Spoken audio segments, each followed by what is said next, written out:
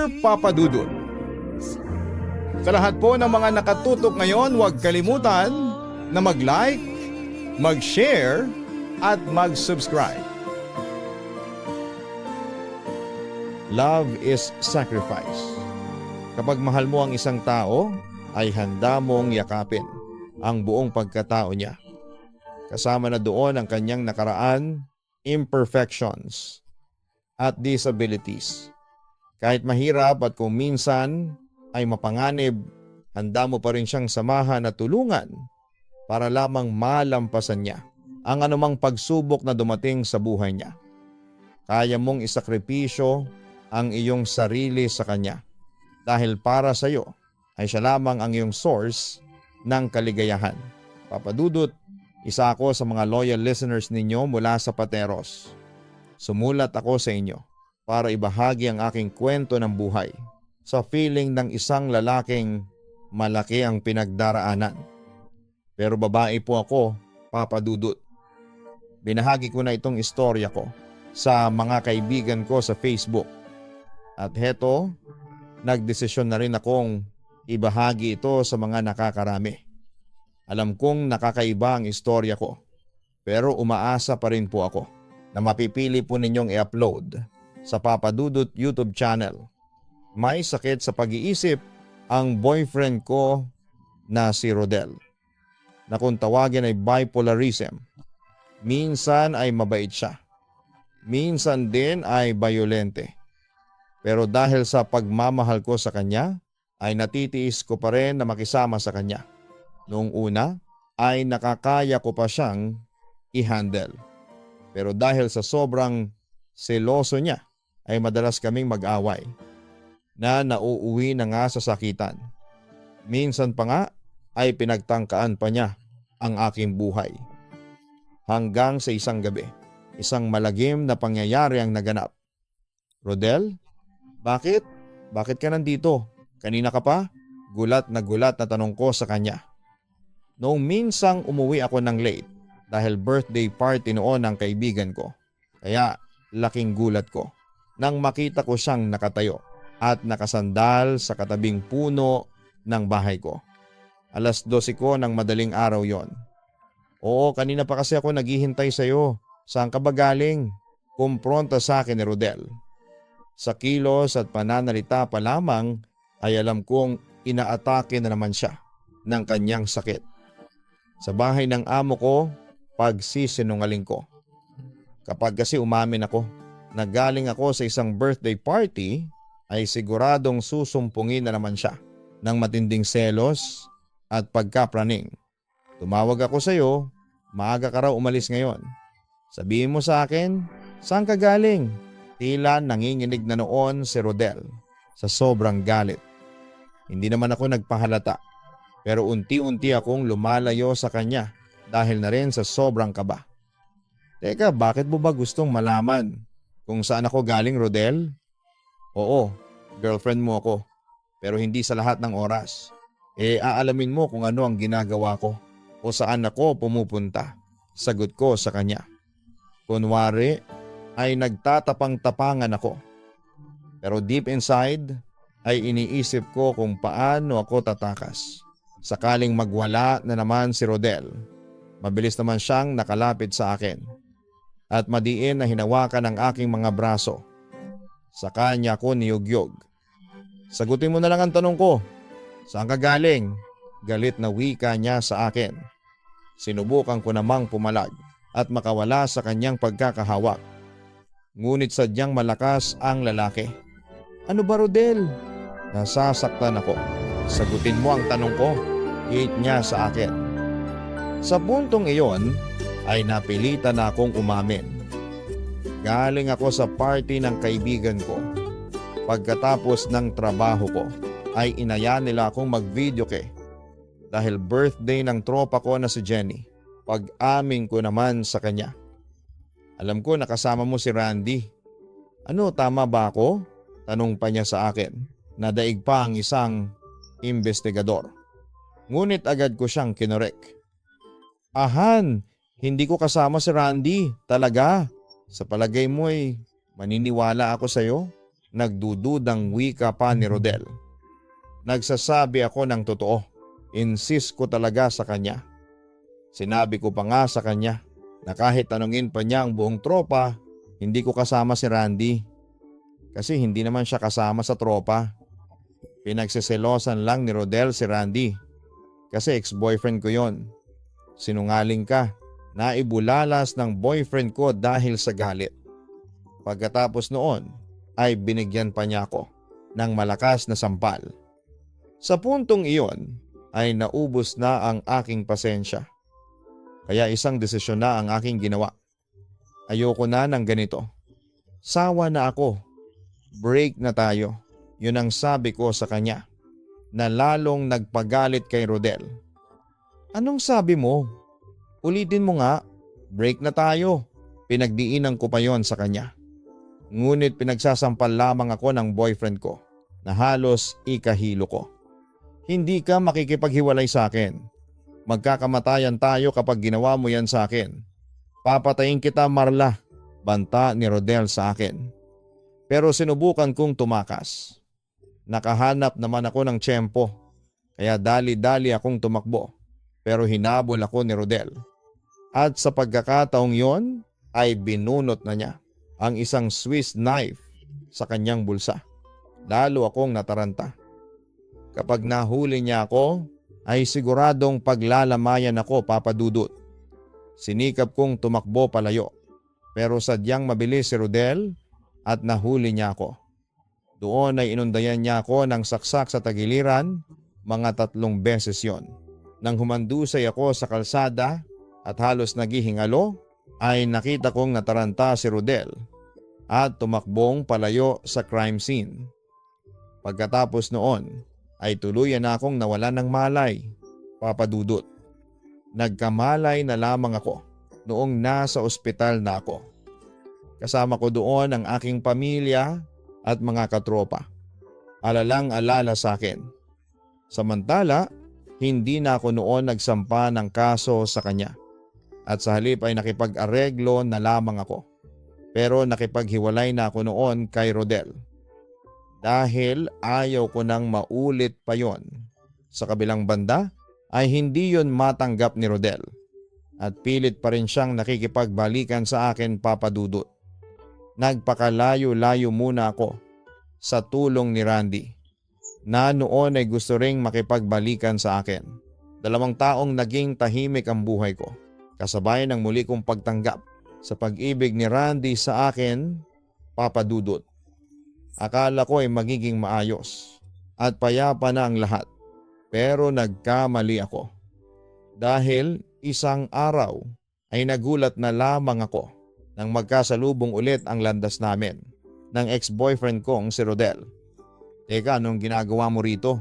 Nakaramdam ako ng pagkagulat at takot nang muli ko siyang makita. Samantala, hindi naman siya kumibo noon. At nakatitig lamang siya sa akin. Agad naman akong na-conscious at bahagyang lumayo ng kaunti sa kanya nang hindi niya namamalayan. 2 taon na rin pala ang lumipas mula nung nangyari yon. Napapangisi niyang wika sa akin.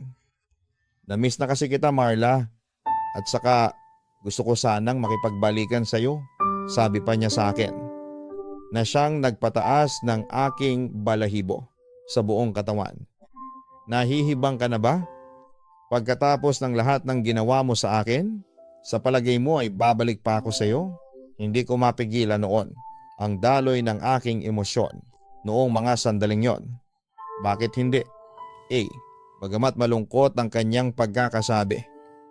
Rodel, muntik na akong mamatay sa ginawa mo. Dahil sa iyo kaya ako nag-aagaw buhay noon. Paalala ko noon sa kanya.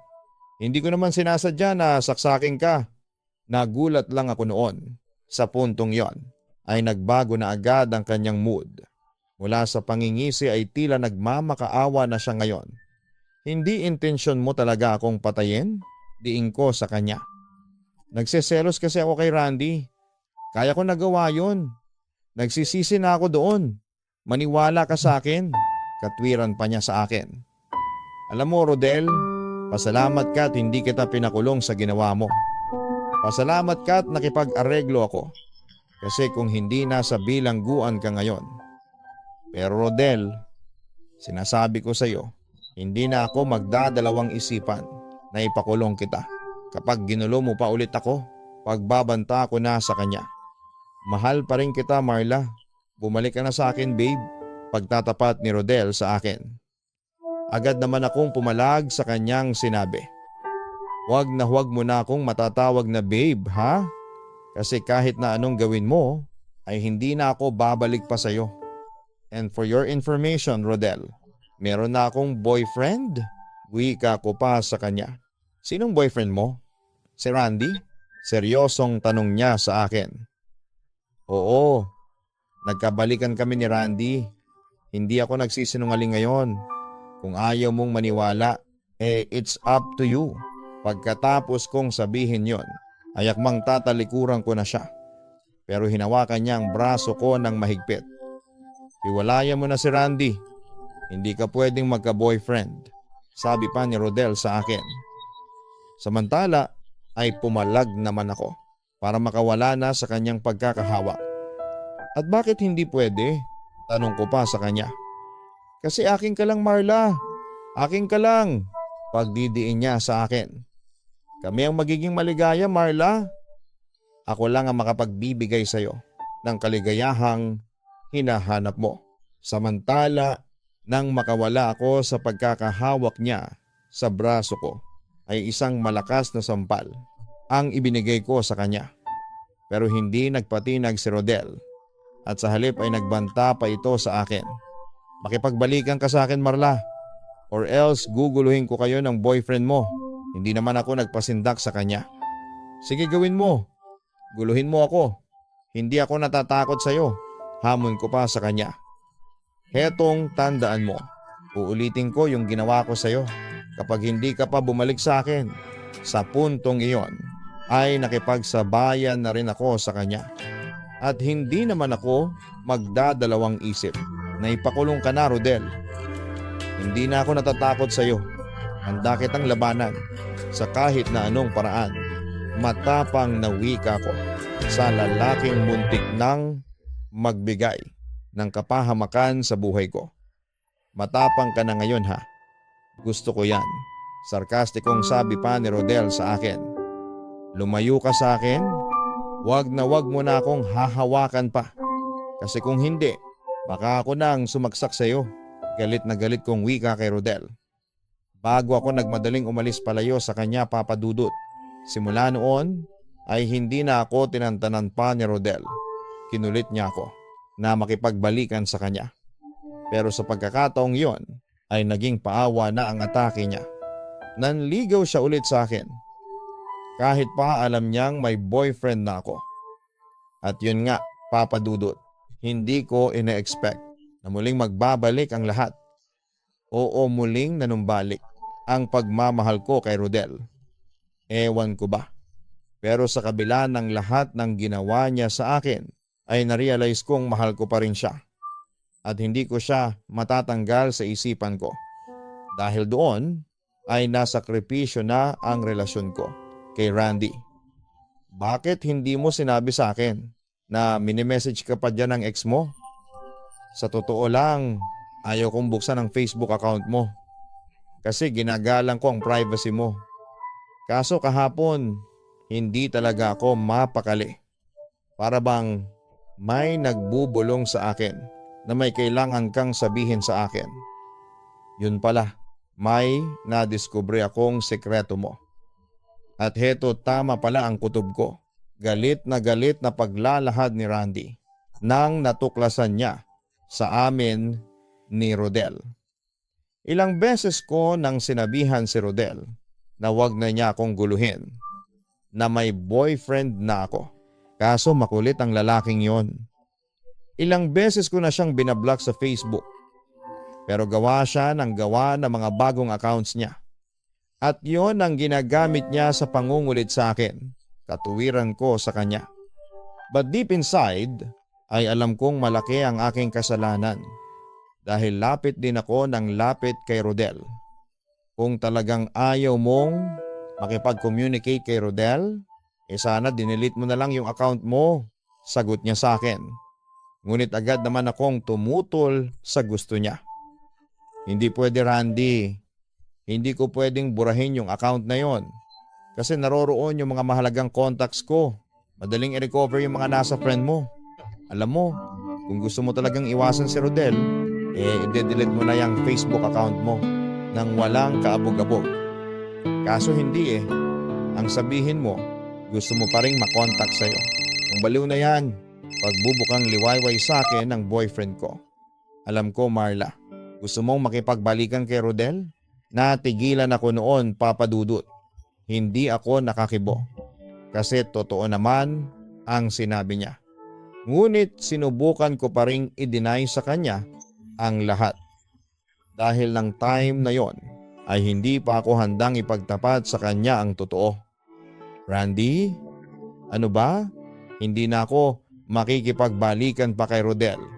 Kasi alam mo naman ang ginawa niya sa akin dati, hindi ba? Muntik na akong mamatay ng dahil sa kanya. Ngunit agad akong kinontra ni Randy. Pero iba kasi ang nararamdaman ko, Marla. Nararamdaman kong meron ka pang pagtingin dyan sa ex mo na muntik nang makapatay sa'yo. Hindi ako tanga, Randy, para balikan ko ang isang tulad ni Rodel, ay sabi ko. Pero alam niyo naman ang tamang sagot. Samantala ay nakatingin lamang sa akin si Randy ng ilang minuto at agad kong napansin na unti-unting tumulo ang luha sa kanyang mga mata na para bang may iniindang kirot sa loob. Alam mo ba, sobra akong nasasaktan sa ginawa mo sa akin. I'm sorry, maya-maya ay sabi ko sa kanya. Dahil nung sandaling yon ay halos hindi ko na kayanin. Hindi ko makayanin ang konsensya ko. Ang nakikita ko kay Randy. Gusto mo na bang makipaghiwalay sa akin? Sige, sabihin mo lang. Palalayain kita. Maluluwag ko yung tatanggapin. Umiiyak na wika ni Randy. Alam ko naman na gusto mo pa talagang makipaghiwalay sa akin. Para malaya ka na. Makipagharutan dyan sa ex mo. Kuno, hirit pa niya sa akin. Sa kabilang banda ay nanatili lamang akong walang imik. Hindi ko magawang aminin sa kanya na in love pa rin ako sa taong muntik nang pumatay sa akin. Ewan ko ba, Papa Dudut. Pero maski ako ay hindi ko rin talaga akalain na mangyayari yon. Sige, maghiwalay na tayo. Madali akong kausap, Marla. Magpapatuloy pa ni Randy. Hindi ba't yan ang gusto mo? Hiwalay na tayo. Malaya ka na. Pareho na ulit tayong single ngayon, sabi pa niya sa akin. Pagkatapos noon ay nagpasya na si Randy na iwanan ako. Habang ako ay umiiyak, habang pinagmamasdan ko siyang maglaho sa aking paningin, Papa Dudut. Marami ang nagsasabi sa akin na isa raw akong malaking tanga dahil nakipagbalikan ako kay Rodel pagkatapos ng hiwalayan namin ni Randy. Maski ako ay hindi ko rin maintindihan ang aking sarili. At kahit na madalas niya akong saktan physically, ay okay lang sa akin. Siguro'y dahil na rin sa pagmamahal at matinding awa kay Rodel. Kaya natitiis ko ang lahat ng yon, Papa Dudut. I admit na ang pagmamahal kong ito ay unti-unting pumapatay sa akin. Simula noong magkabalikan kami ni Rodel, ay madalas siyang magselos at manakit sa akin physically. Pero hindi ko iyon inalintana at nakukuha ko pa siyang pagpasensyahan. Tawagin niyo na akong masokista, pero ganun talaga ang ginawa ko. Alang-alang sa pagmamahal ko sa kanya. Umabot na nga kami sa puntong nagplano na kaming magpakasal. Oo, kahit na bipolar siya, ay siya pa rin ang gusto kong mapangasawa. Pero noong lumuwas siya papuntang Cebu para magtrabaho, ay unti-unting nagbago sa akin si Rodel. Nawala na siya ng oras sa akin. Hanggang isang araw ay isang katotohanan tungkol sa katapatan ni Rodel ang lumapit sa akin. Nakatanggap ako ng tawag mula sa isang babaeng nagngangalang Lorna at nagpakilala siya bilang girlfriend ng nobyo ko. Kaya ako tumawag sa'yo para sabihin sa'yo, tigilan mo na si Rodel. Tila diin ang babaeng yon. Nagsasama na kami ngayon ni Rodel dito sa Cebu. Dagdag pa niya. Agad-agad ay nakaramdam ako ng labis na selos. Nag-init talaga ang ulo ko. At kung pwede lang lumipad ako ng ala Wonder Woman ay gagawin ko. Makakarating lamang ako sa Cebu para masampal ang babaeng iyon. Pero sa kabilang banda, parang sinasabi ng isipan ko na huwag paniwalaan ang babaeng iyon. Kung ayaw mong maniwala, di wag Marla. Ako ang mahal ni Rodel at hindi ikaw pangaasar pa ni Lorna sa akin. Agad ko namang kinontra. Hindi ako ang mahal ni Rodel. Matutuloy na ang kasal namin at hindi mo maaagaw sa akin si Rodel. Talaga? Bakit naagaw ko na siya ngayon sa iyo? Sinubukan talaga ni Lorna na maubos ang aking pasensya. Hayop kang babae ka, na ibulalas ko dahil hindi ko na makontrol noon ang aking emosyon. Tanggapin mo man o hindi, pero ang totoo, nagsasama na kami ni Rodel. Kaya huwag kang umasa na matutuloy ang kasal ninyo. Anyway, may isa pa akong balita sa iyo. Buntis na ako, pagtatapat pa niya sa akin. Nanginig ang buong katawan ko at nanghina. At para bang tatakasan ako ng huwisyo dahil sa aking narinig. Hindi ko na rin mapigilang lumuha noong mga oras na yon. Magkakaanak na kami. Kailangan akong panagutan ni Rodel. Kaya ako nang pakakasalan niya. Kaya ikaw, so please lang. Alamin mo muna kung saan ka lulugar. Tigilan mo na siya. Hindi mo na mababawi sa akin si Rodel. Akin na siya. Insist pa niya sa akin. At dahil sa ayaw kong magmukhang kaawa-awa, ay nagpretend pa rin akong palaban. Di sa'yo na si Rodel. Totoo naman ay sadistang lalaking yan. Sana lang ay gawin niya rin sa'yo. Yang pananaksak na ginawa niya sa akin dati. Sabi ko pa sa kanya. Talaga? Ginawa niya yon? Kung gaano, bakit naghahabol ka pa rin sa kanya? Alam mo girl, huwag ka nang gumawa ng usap. Sa tono pa lang ng pananalita ni Lorna ay tila hindi pa alam ng babaeng yon ang totoo tungkol kay Rodel. Bipolar si Rodel. In case na hindi mo pa alam, informing ko sa kanya. Hindi ako naniniwala. Tahasang sabi ni Lorna sa akin sa kabilang linya. Kung ayaw mong maniwala, di wag. Good luck na lang sa'yo. Sana'y matiis mo yung mga pananakit niya at sana'y hindi ka mapatay. Goodbye.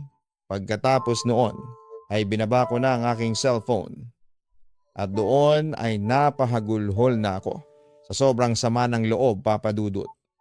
Pagkaraang malaman ko ang tungkol doon ay agad akong nakipaghiwalay kay Rodel. Pero si Rodel, as usual, ay hindi niya yon tinanggap at patuloy niya akong ginulo. Hindi siya titigil hanggat hindi ako nakikipagbalikan sa kanya. Katulad na lamang isang araw kung saan ay umiyak pa siya at lumuhod sa harapan ko. Pagkatapos ay para siyang pulubing hinalikan ang suot kong sapatos. Hindi na ako maaawa sa paiyak-iyak mo. Matigas kong sabi sa kanya. Marla, please, makipagbalikan ka na sa akin. Nakikiusap ako. Mahal kita. Hindi talaga tumigil si Rodel sa pagmamakaawa sa akin. Hindi mo ako mahal, Rodel. Kasi kung mahal mo ako, ay hindi ka gagawa ng mga bagay na magpapasakit ng loob ko. Hindi mo ako pagtataksilan, giit ko noon sa kanya. Yung tungkol kay Lorna. Marla, hiwalay na kami. Pakiusap, sorry. Bumalik ka na sa akin. Pangako. Hindi na ako magtataksil sa'yo. May lakas pa siya ng loob na sabihin yon sa akin. Ngunit masyado na akong fed up sa ugali at mga promises niya sa akin. Alam mo Rodel, Ilang beses mo nang sinabi sa akin yan. Pero ano, tinupad mo ba? Hindi. Nagtataksil ka pa rin sa akin. Tapos ikaw pa ang may ganang maging seloso? Galit kong sagot sa kanya. Marla, oo, marami akong kasalanan sa iyo. Pero pinagsisihan ko na yon magbabago na talaga ako. Sabi pa niya sa akin. Mahal na mahal kita. Dagdag pa niya. Kinalaunan, bakit parang hindi ko naramdaman na minahal mo ako? Alam mo, Rodel, sa totoo lang ay nagtataka nga ako. Bakit ko pa pinagtatyagaan ang isang bipolar na tulad mo? Sinaktan mo naman ako. Hindi ko naramdaman na mahal mo ako. Naramdaman ko lang na para akong laruan. Kung mahalaga ako sa iyo, hindi mo ako sasaktan physically and emotionally. Sa wakas ay nasabi ko na rin sa kanya ang aking sama ng loob. Hindi naman nakaimik si Rodel. Ngunit patuloy lamang siya sa pag-iyak. Rodel, ang laki kong tanga sa ginawa kong pagpapakamartir sa iyo. Ang tanga-tanga ko. Dahil nagpakamasokista ako, alang-alang diyan sa pagmamahal ko sa iyo. Pero ngayon, Rodel, na-realize ko na wala akong halaga sa buhay mo. Na makasarili ka. Nagsaya lang ako ng panahon sa isang baliw na katulad mo. Pagpapatuloy ko. Marla, nagmamakaawa na ako sa iyo. Huwag mo naman gawin sa akin to, sabi niya. Umiling na ako sa kanya. Ayaw ko na talaga, Rodel. Hindi na ako makikipagbalikan pa sa iyo. Sorry, sabi ko pa. Maya-maya lang ay bumalik na naman siya sa nakakatakot niyang mood. Hindi kita titigilan, Marla. Magkakamatayan tayo. Kapag iniwan mo ako, banta pa niya sa akin. Bakit? Papatayin mo ako? Sige, patayin mo na ako ngayon. Pero kahit na patayin mo pa ako, hindi na ako makikipagbalikan sa iyo. Sa puntong yon ay hindi na ako takot na harapin at labanan siya. Sakaling pagbantaan na naman niya ang buhay ko. Rodel, ulitin mo pa yung ginawa mo sa akin at sinasabi ko sa iyo, hindi lang kita ipapakulong, kundi ipapakulong kita at ipapadala sa mental hospital. Wika ko sa kanya. Mas mabuti pang mamatay ka na lang kaysa mapakinabangan ka pa ng iba. Pagkatapos ay nagulat na lamang ako nang bigla niya akong sinakal. At syempre, ginawa ko ang lahat para makawala ako sa mga kamay niya. Umalag ako. At nang makahanap ako ng tiyempo ay sinipa ko siya sa kanyang private part. Kung saan ay namimilipid siya ng sobrang sakit. Ginawa ko na ang opportunity na yon para tumakas. Hindi kita titigilan, Marla, hanggat hindi ka bumabalik sa akin. Tandaan mo yan. Narinig ko pa ang pahabol niyang banta sa akin. Pero hindi na ako nangahas pang lumingon. Dahil ang nasa isip ko lamang ay makaligtas ako sa taong iyon. Papa Dudut. Ayun na nga ang simula ng kalbaryo ko. Hindi lang basta panggugulo ang ginagawa noon sa akin ni Rodel. Dahil ilang beses niyang pinagtangkaan noon ang buhay ko. O madalas niya akong takutin na kung hindi ako makikipagbalikan sa kanya ay papatayin daw niya ako, Papa Dudut. Takot na takot talaga ako noon at hindi ko na alam ang gagawin ko. Kahit ang mga kapamilya ko ay nadadamay na rin sa pagbabanta niya. Hanggang isang gabi ay tinutukan niya ang kanyang pagbabanta sa akin. Pinasok niya noon ang aking bahay at doon ay pinagtangkaan niya akong gahasain at patayin. Pero nanlaban ako. Nagkahabulan kami mula sa sala papunta ng kusina. At doon ay nakakuha ako ng kutsilyo na inamba ko sa kanya. Hindi naman natakot noon si Rodel. Bagkus ay nakipag-agawan pa siya sa akin. Hanggang sa aksidenteng masaksak ko siya noon. Sa bandang tiyan, Papa Dudut. Nasaksak ko si Rodel. Pero nakaligtas siya sa ginawa ko. Sumuko ako noon sa mga pulis.